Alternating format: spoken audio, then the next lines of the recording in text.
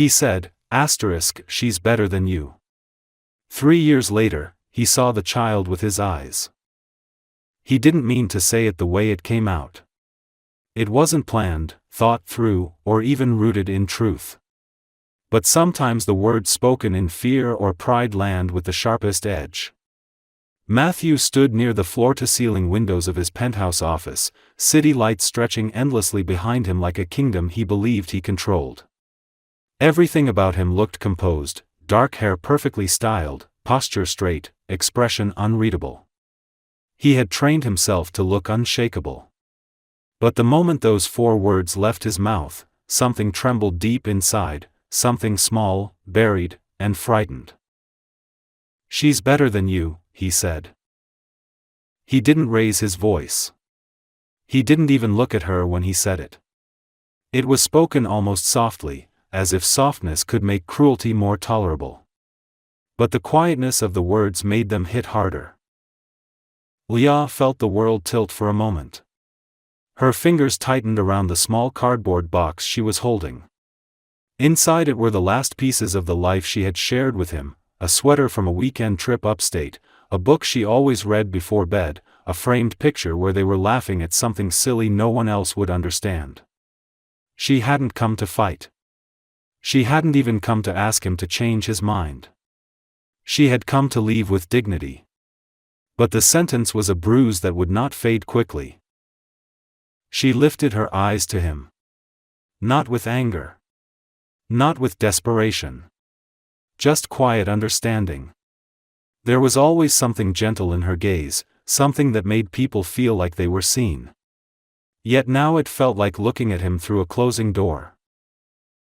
"I hope she makes you happy," Leah said, and her voice didn't break. She didn't allow it to. Matthew still didn't turn toward her. His jaw tightened, but his expression stayed the same. He kept pretending this decision had been logical, necessary, inevitable. But something in the stillness of the room suggested he was holding himself together too hard, as if any movement might cause the mask to crack. Leah didn't slam the door. She didn't throw the box. She didn't beg. She simply walked out. The sound of her footsteps on the polished floor echoed longer than they should have, as if the room itself didn't want to let her go. When the door clicked shut behind her, silence filled the space like smoke. Matthew finally exhaled. He turned then, slowly, toward the door she had walked through, but she was already gone. The city lights outside flickered like a heartbeat, reminding him that everything continued, even when something inside him did not. Downstairs, Leah stepped into the winter evening. The wind was sharp, biting at her skin, but she didn't pull her coat closer. She didn't feel cold. Her mind was somewhere else entirely. There was already a tiny life growing inside her, though she hadn't told him yet. She had wanted to wait for the right moment, to tell him gently, to tell him honestly, to tell him in love. But now that future no longer existed.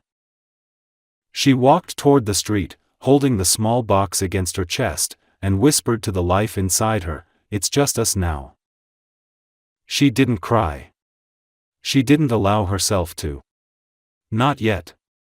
Crying was something she would do later, alone, where no one could see, not because she was ashamed, but because sorrow deserved privacy. Back in the penthouse, Matthew stood motionless. The silence was suffocating. He felt as though something vital had been removed from the room, leaving it too large, too empty, too quiet. And even though he had chosen this, even though he believed this was the safest path, something in him understood he had just made a mistake that would echo far longer than any business deal or public decision. But he wouldn't know how deep that mistake was, not yet. He didn't know that the child growing inside her would have his eyes. He didn't know that 3 years later, he would see them both again. And his world would stop. Leah didn't leave the city in a dramatic rush. There were no slammed suitcases or midnight bus rides. She packed slowly, piece by piece, as if each item she placed into her bags was a step toward rebuilding herself. The small apartment she chose in another town wasn't glamorous. It was modest, older, with creaky wood floors and windows that let in golden afternoon light. But it was hers. And for the first time in a long time, she felt she could breathe in it. She kept working, first at a small bakery, then part-time at the library. The work was simple, but there was a steadiness in routine that helped her heal. People knew her by name. They asked how she was and expected real answers. There were no gala nights, no charity dinners, no evaluation of her worth based on who she stood beside. Here, she was just Leah. And that was enough. When Emma was born, it was early morning, after a long night that seemed endless. Leah's hands gripped the sheets. Her body trembled from exhaustion. There was no one beside her to whisper encouragement or wipe her forehead. But she didn't break. She didn't scream at the loneliness. She simply held on, because she had someone to meet. When they finally placed the baby in her arms, Leah felt the world fall silent. Emma was tiny, warm, with a soft tuft of dark hair and delicate eyelashes that fluttered as if she were dreaming already. And when Emma opened her eyes, those unmistakable green eyes, Leah felt her chest tighten in a way she had never experienced. Not regret. Not pain. Something like awe. Something like wonder. She traced her fingertip gently along Emma's cheek and whispered, "We'll be okay. I'll make sure we are." Those first months were difficult. The nights were long and sleepless. Emma cried often, and Leah would pace the living room floor, holding her close, humming gently even when exhaustion turned her vision blurry. Yet there was a strange beauty in it, the kind of beauty that only comes from being desperately needed. Emma's little fingers curling around hers made the world feel less broken. Mrs. Holt, the elderly neighbor who lived across the hall, became their lifeline. She would knock softly some mornings and hand Leah warm soup or offer to watch Emma while Leah showered or slept. She never asked for explanations. She simply gave kindness, the kind that rebuilds foundations quietly, brick by brick. The town itself became a part of Emma's childhood. The grocery store owner always saved her favorite fruit snacks. The librarian let her choose books even before she could read, placing them in her lap like treasures. The barista at the corner cafe learned to make Leah's coffee exactly how she liked it, strong, warm, and steady. Emma grew fast. She laughed loudly, the kind of laugh that made strangers turn their heads and smile without meaning to. She ran everywhere instead of walking. She sang to birds, to rain puddles, to stuffed animals lined up in careful rows along the couch. She liked collecting pebbles she called magic stones and storing them in little jars as if they held secrets. Sometimes, though, she would climb into Leah's lap with a quiet expression, rest her head against her chest, and simply stay there. As if some instinct deep inside her recognized that her mother carried a weight she could not see but could somehow soothe. Leah never spoke Matthew's name. Not to Emma. Not to herself. She didn't erase him. She didn't curse him. She simply didn't allow the memory to shape who she was becoming. Emma deserved a mother who was whole, not one bruised by the past. So Leah learned to stitch herself together, slowly, tenderly, with patience and gentleness. But healing wasn't the same as forgetting. Some nights, when Emma was asleep, Leah would sit by the window with a cup of tea and watch the moon. She would think about the life she almost had, the love she almost kept, and the words that had ended everything. "She's better than you." The sting of them had faded, but the memory still floated near her sometimes, like a ghost that didn't quite know when to leave. Yet every time Emma stirred in her sleep, every time that little body reached out for her, Leah would turn away from the past and toward the present. Toward the child who carried green eyes like a reminder, but laughter like a promise. 3 years passed like this. Not dramatically. Not violently. Just in the quiet unfolding of everyday life. And during those 3 years, without realizing it, Leah became strong in ways she never imagined possible. She became the kind of strong that doesn't need to shout to be heard, the kind that grows roots and refuses to break, the kind that protects love without losing herself. She didn't know that Matthew was changing too, but in a different way. And she didn't know that their worlds would collide again, not gently, not gradually, but in one single moment that would stop time and leave both of them breathless. Matthew did not notice the change at first. When Leah left, he kept moving forward as if nothing had happened. His world was built on speed, ambition, and the illusion of control, and he threw himself into that world with more intensity than ever. His days were scheduled to the minute. Meetings blurred into calls, calls into dinners, and dinners into silent nights spent staring out at a city that never slept. He told himself that success was the only thing that mattered. He repeated that belief until his reflection began to look like a stranger. Amelia remained by his side. Their relationship was flawless on paper. She knew exactly how to hold his arm in public, how to smile at the right moments, how to remain gentle and undemanding. She never questioned him. She never challenged him. She never reached for more than he offered. Her presence was smooth, effortless, and quiet. Most people would have called her the perfect partner for a man like him. But perfection has no warmth. Matthew didn't realize how empty the penthouse had become until the silence started to feel loud. He would come home and find the room spotless, immaculate, untouched. Nothing was out of place because nothing was lived in. The expensive furniture was cold. The air smelled sterile.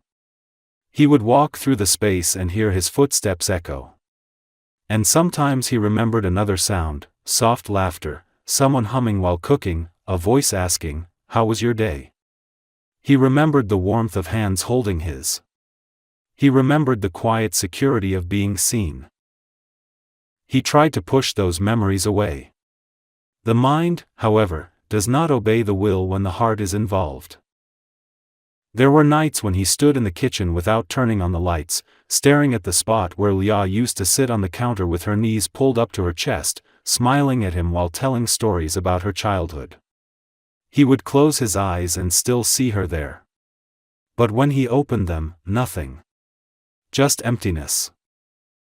Amelia noticed the shift, though she never mentioned it. She sensed that he was distant, but she chose not to reach for him. To reach would mean risking rejection, and she feared rejection more than she desired closeness. So they existed side by side like two portraits hanging on the same wall, perfectly framed, perfectly displayed, entirely disconnected. The company thrived. The world admired Matthew. Newspapers praised his leadership. Investors followed his guidance. People saw a man who was focused, powerful, unshakable. No one saw the exhaustion in his eyes when he thought no one was looking. No one saw the way he lingered in hallways, as if expecting someone to be waiting for him on the other side of the door. Sometimes he saw families in the street, parents carrying their children, laughing together, holding hands, and something inside him tightened. The emotion was not envy. It was something more fragile. Something like longing. Something like loss. He began to think about Leah. Not all at once. Not in waves. In moments. A familiar song. A woman in a cafe with dark hair. The scent of cinnamon, which she used to sprinkle into her morning coffee. These things followed him, like small reminders that the life he had chosen was not the life he had wanted, not truly. But he did not know how to change direction. Men like him did not turn back. They moved forward until the path ran out. His dreams began to shift too. He would dream of a small hand wrapped around his finger. A child's laugh echoing in a sunlit room. A voice whispering, "Daddy." He would wake up breathless, heart pounding, eyes burning, and the penthouse bedroom would feel too large, too cold, too silent. He started spending less time at home. The office became refuge again. Work could drown the thoughts, but only temporarily.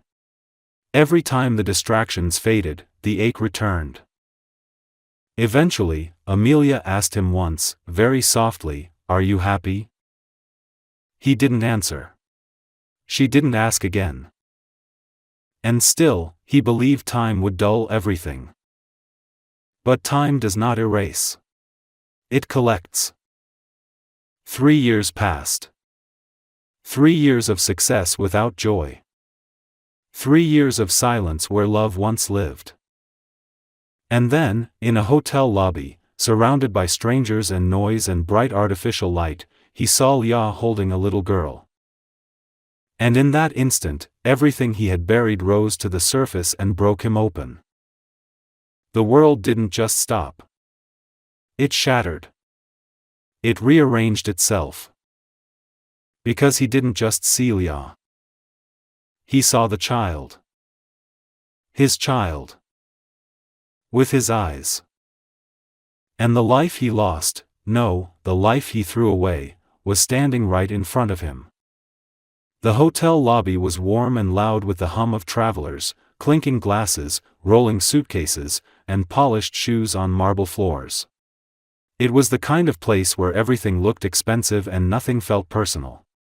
Matthew walked beside Amelia, answering something she had just said about an upcoming gala, though he wasn't really paying attention. He rarely did. She knew how to talk without expecting to be heard. His phone buzzed with emails.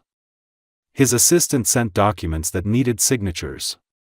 His mind was already shifting toward tomorrow's meetings. He was moving through life on automatic, aware of everything and connected to nothing. And then he saw her. It wasn't dramatic at first. It was simply a shape in his peripheral vision that made his head turn slightly. But once he turned, the world snapped into painful, undeniable clarity. Leah stood by the registration desk, her dark hair pulled loosely over one shoulder. She was holding a little girl, her small arms wrapped around Leah's neck, her face nestled close as though the world was safe only there. The child looked half asleep, soft and warm and entirely trusting. Leah brushed her hand over the girl's back, a soothing gesture so gentle it felt like a memory Matthew hadn't known he remembered. He stopped walking. Completely. Amelia took another step before realizing he was no longer beside her. She turned, confusion crossing her perfect features, but Matthew didn't notice her. He didn't see anything except the two of them. Leah felt his gaze first. She lifted her eyes slowly, as if expecting nothing from this world anymore and therefore unable to be surprised. But when their eyes met, something flickered, recognition, yes, but deeper. Something like an old wound breathing again. Matthew's heart felt like it had forgotten how to beat, then tried to make up for the lost time all at once.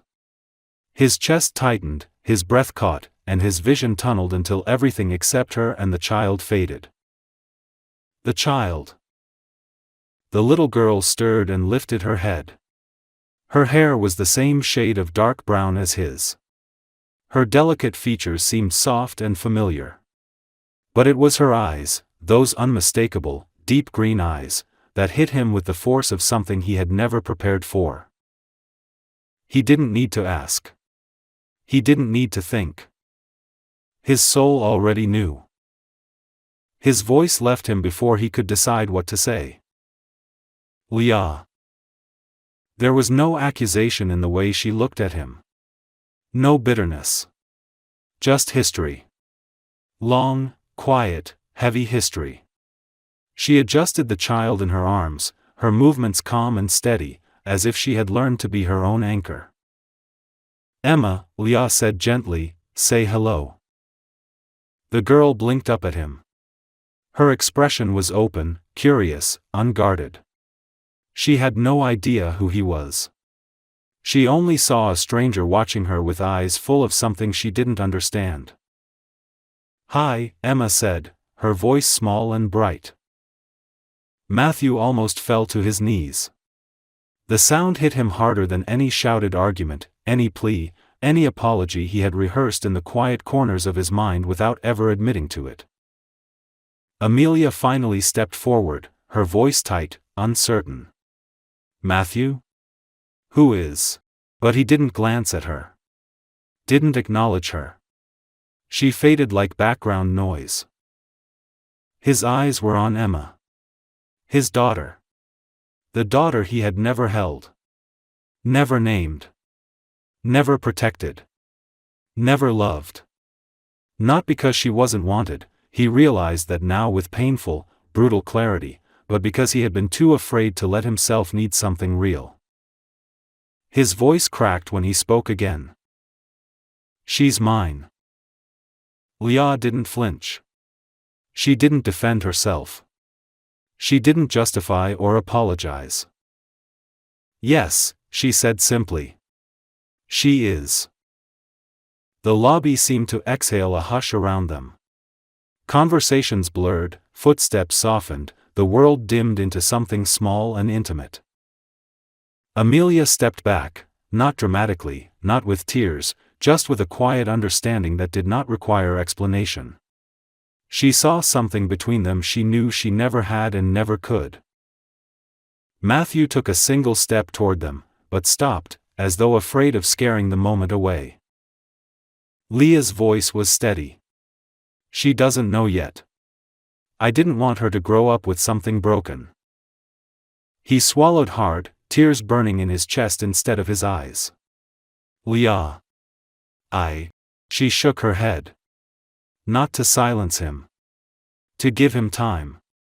To show that apologies were not currency she accepted easily. Emma reached toward her hair again, gently playing with the strands. She looked between them, sensing something big in the air without understanding it. And Matthew realized something devastating and beautiful at the same time. He had never lost Leah in one moment. He had lost her slowly. Choice by choice. Fear by fear. Silence by silence. Now, he didn't know if he would get a second chance. But he knew, with absolute clarity, that if he ever did, he would not waste it. He didn't sleep that night. Not even for a moment. The hotel room was dark except for the faint glow of the city lights outside the window, but Matthew sat awake in a chair, elbows planted on his knees, hands clasped tightly as if he were holding his own world together by force. Amelia slept in the next room, or pretended to. They hadn't spoken after they returned. They hadn't needed to. Silence had said everything. What he felt now was not confusion. It was certainty, sharp and undeniable. Certainty of what he had done. Certainty of what he had lost. Certainty of what mattered, and what had never mattered at all. The next morning, he didn't go to his meetings. He didn't call his assistant. He didn't think about the company, the investors, the calendar packed with obligations that once made him feel important. He went to the small town where Leah lived. He didn't call ahead. He didn't plan a speech. He simply drove, hands tight on the steering wheel, heart beating like something finally waking up after being asleep for years. Leah was outside her apartment building when he arrived, helping Emma into a little jacket with tiny sunflowers embroidered on the sleeves. Emma's hair was pulled into two uneven pigtails. She looked bright, awake, and wholly untouched by the world's cruelty. Leah saw him before Emma did. She stiffened, not with fear, but with caution. The kind of caution that comes from surviving something and refusing to be hurt again.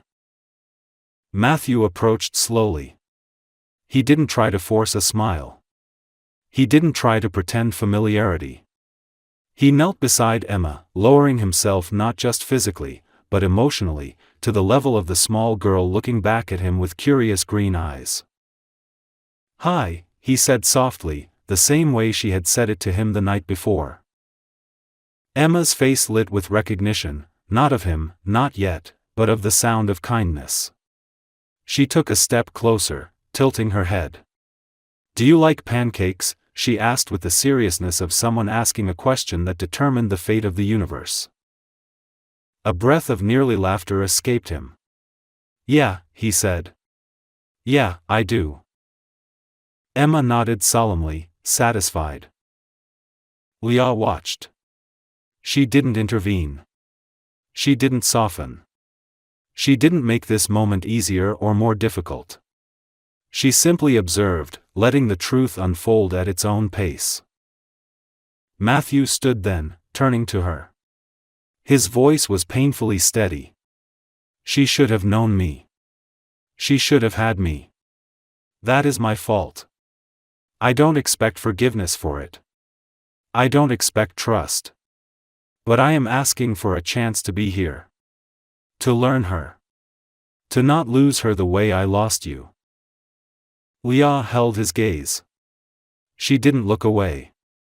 She didn't hide the hurt in her eyes. But there was no hatred there. Only memory. Only caution. Only a heart that had learned to protect itself. "You don't get to appear one day and take space in her life just because you feel regret now," she said. Her voice was calm. Firm. Steady. "If you come into her world, she will love you. She will attach to you. She will trust you. And if you leave, if you repeat even one part of the past, I will not be able to fix that for her." Every word was a blade. Not to punish. To warn. Matthew didn't flinch. "Then I won't leave." Silence stretched between them. Emma tugged on Leah's sleeve. "Can he come to pancakes?" Leah looked at her daughter, the child who saw the world not through the past but through possibility. Then she looked back at Matthew. "Breakfast is down the street," she said. "We walk." No invitation. No warmth. But no refusal. And that was more than he had any right to hope for. They walked slowly. Emma insisted on holding both of their hands, one small palm in each of theirs, swinging her arms and hopping over cracks in the sidewalk. Sometimes Matthew glanced at Leah, catching small things he hadn't seen in years, the faint freckles near her cheekbone, the way her hair curled slightly at the ends, the soft line of concentration when she listened to Emma speak. Inside the small cafe, Emma ate pancakes with the seriousness of a scientist conducting important research. Syrup smeared across her face, and Matthew reached instinctively for a napkin to wipe her chin. He stopped halfway, unsure if he had the right. Leah watched, then gave a small, nearly invisible nod. It felt like permission. He wiped Emma's cheeks gently. Emma giggled and leaned into his hand like she had known it forever. Something in Matthew's chest broke and healed at the same time. It was overwhelming, painful, and beautiful. A feeling he had never allowed himself to feel. Love. Not romantic love. Not memory. But the raw, unfiltered love of a father who finally understood what he had almost lost. He didn't think about the future in grand gestures. He didn't think about proposals or reunions or declarations. He thought about tomorrow. And the day after. And the day after that. Because healing, he realized, would not happen in a moment. It had to be earned. Slowly. Patiently. Again and again. And he was ready for the long road ahead. He did not become a father in one day.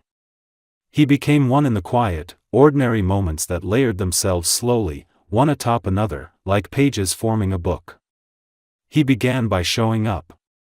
Every morning he texted Leah, not with demands or expectations, but with the simple question, "May I see her today?" And sometimes the answer was yes, and sometimes it was not, and he accepted both without argument. He learned that being present meant allowing the other person to choose your presence. It was a kind of humility he had never known before. On Saturdays, he met Leah and Emma at the park. At first he stood stiffly beside the slide, unsure of where to place his hands or how to speak to a child who did not yet know him.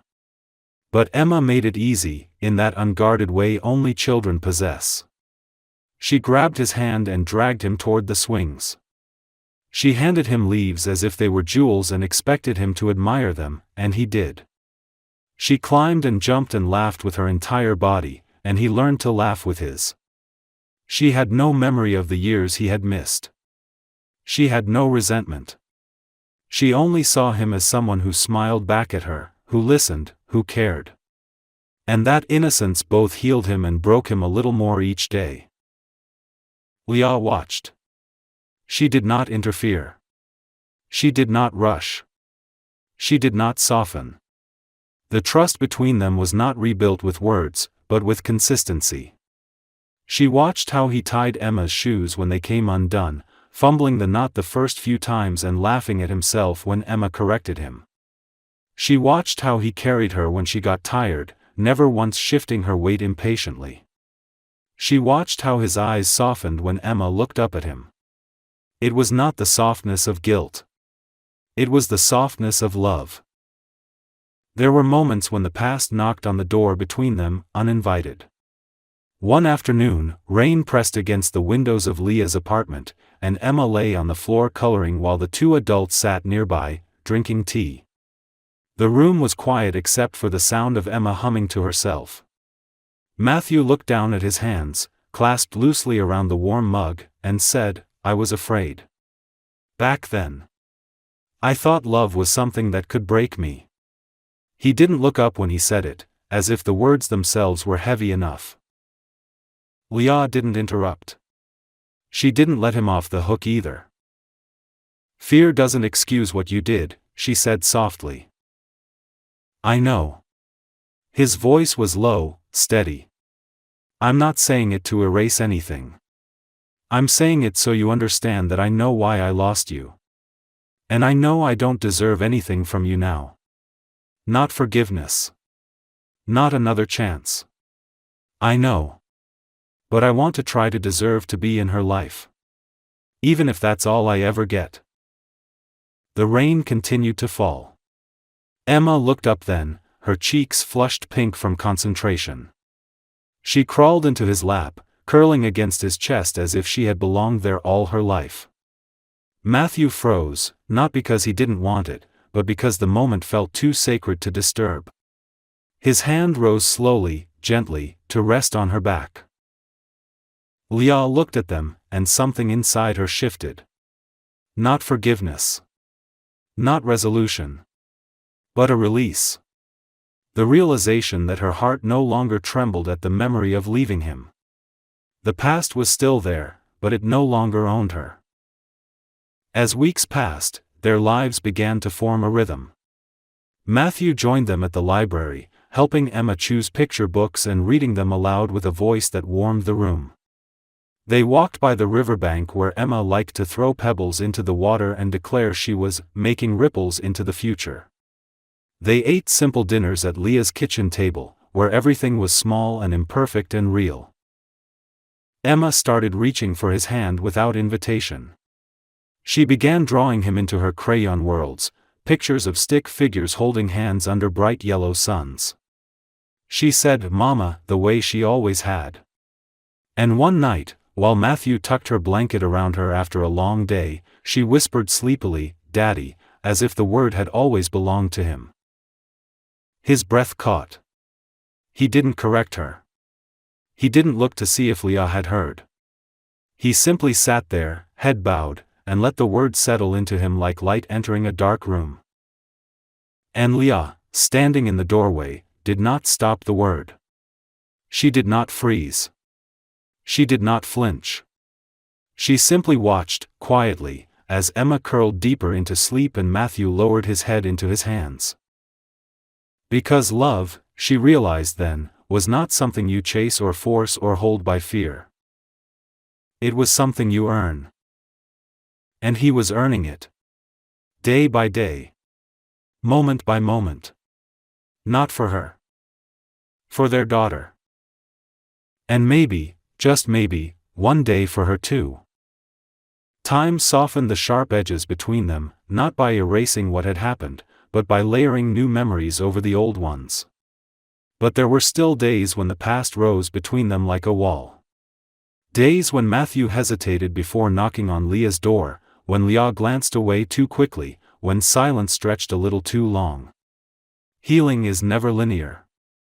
It moves in circles and spirals, not straight lines. And one evening, that truth made itself clear. Matthew had taken Emma to the botanical garden outside town. It had become their habit on Thursdays when Leah worked late. Emma loved the place not because of the flowers, but because of the koi pond. She believed the fish understood her, and Matthew, for reasons he could never explain, believed her too. They stayed until the sky turned amber and gold, until the air cooled and Emma grew sleepy in his arms. When they returned to Leah's apartment, it was a quiet, gentle transition. Shoes by the door. Coat hung up. Emma tucked into bed with her favorite stuffed rabbit.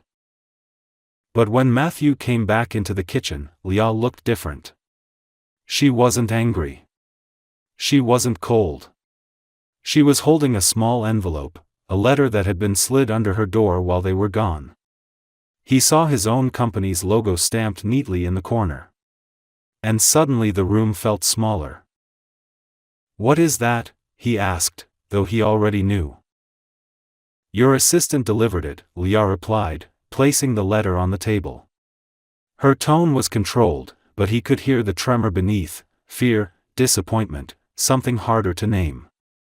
"They want me to meet with your legal team. To discuss custody." The words hit him like stone. It was so sudden he felt physically winded. "I didn't send that," he said immediately, stepping closer. His voice was raw. "Leah, I swear to you, I would never." She didn't raise her voice. She didn't accuse. She didn't crumble.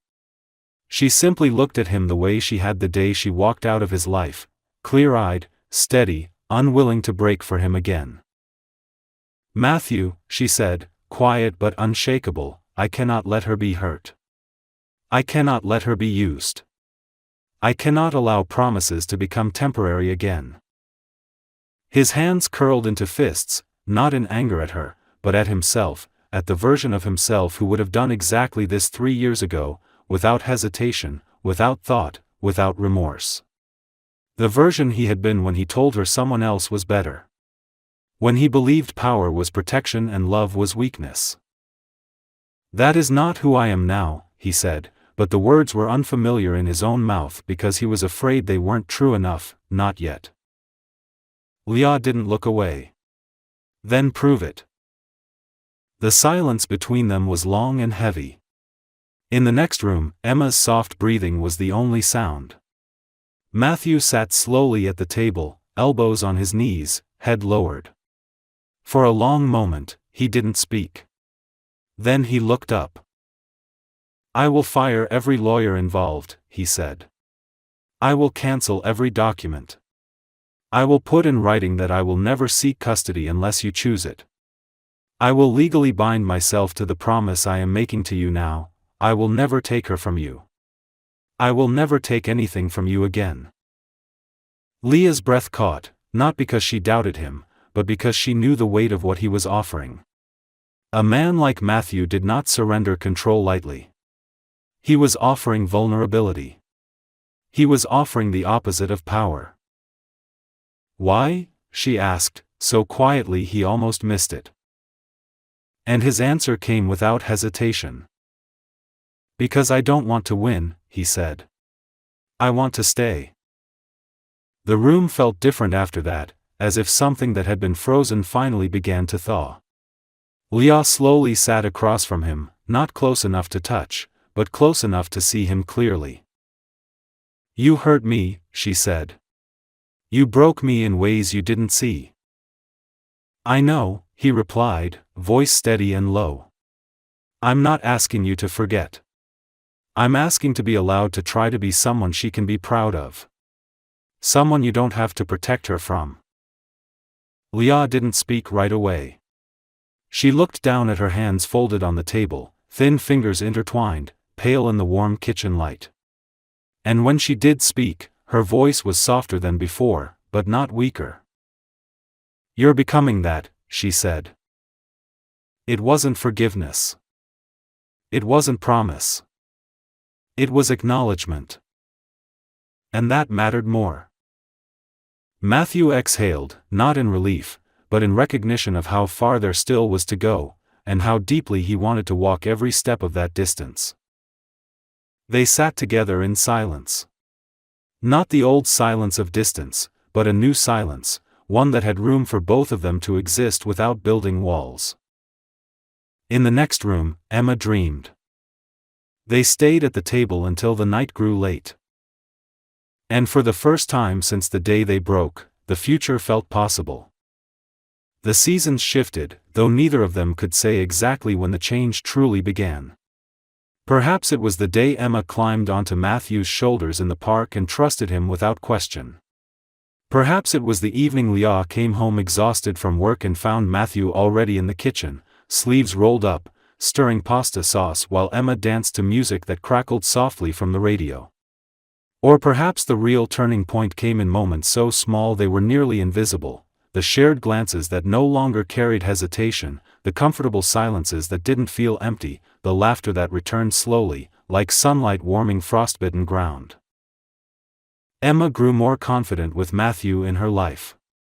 She learned how to ride a small bicycle with training wheels, and every time she fell, Matthew knelt beside her and waited, not lifting her immediately, but letting her decide when she was ready to stand.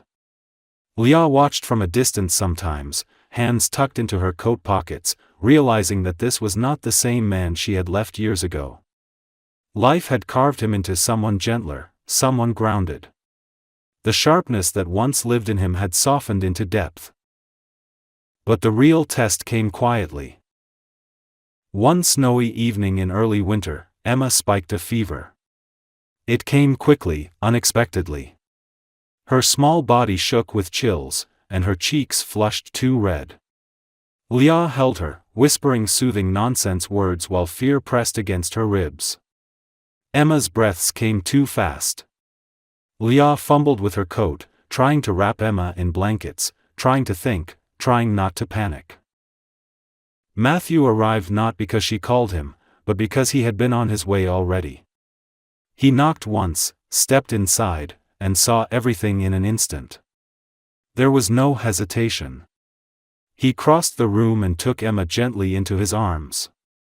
His voice was calm, low, steady, the voice of someone who had learned how to anchor himself for the sake of someone else.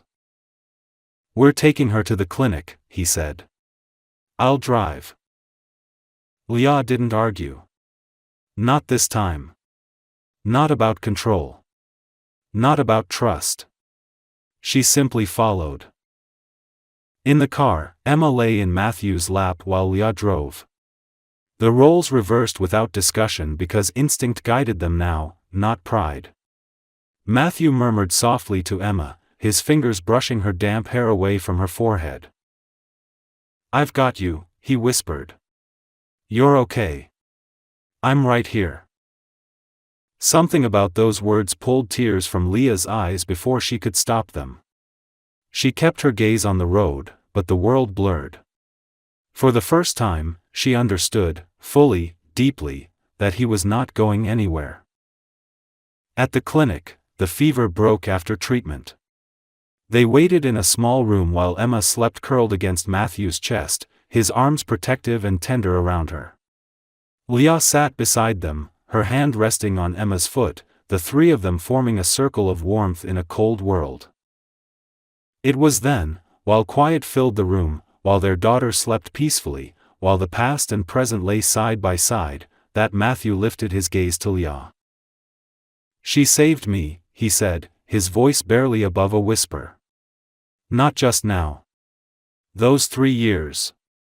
I didn't know it then. But I was breaking.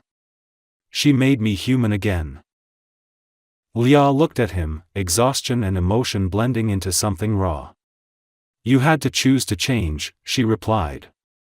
"No one could do that for you." I chose, he said. There was no doubt in his voice. The silence between them shifted. Not heavy now. Full. Leah leaned back in her chair, exhaling slowly. I don't know what happens next, she admitted. I do, Matthew said, and there was no urgency in his voice, no push, no demand. Only truth. What happens next is whatever you choose. I'll follow your pace. I won't rush your heart. I won't ask for what I haven't earned. Leah closed her eyes for a moment, breathing through the fragile tenderness of the moment. When she opened them again, she didn't speak. She simply moved her hand toward him, slow and cautious, placing it gently over his where it rested on Emma's back. It was not an answer. It was a beginning. Weeks turned into months. Winter melted into spring. They built something new, not a recreation of what had been broken, but something steadier, grounded in respect, honesty, and shared love for their daughter. One evening, they stood on the small balcony of Leah's apartment. The sun had just set, and the air was cool. Emma was inside, asleep, her stuffed rabbit tucked under her arm as always. The town was quiet in that gentle way small towns are at dusk. Matthew turned to Leah. I love you, he said, not like a plea, not like a question, but like a truth spoken softly and without fear. Leah didn't look away this time. I love you too, she replied, not like surrender, but like acceptance. No grand declarations. No dramatic gestures. Just two people choosing each other. Slowly. Steadily. And fully. Emma would grow up knowing she was wanted, loved, and protected. And Leah would never again carry the weight of love alone. This time, he stayed. This time, they built the future together.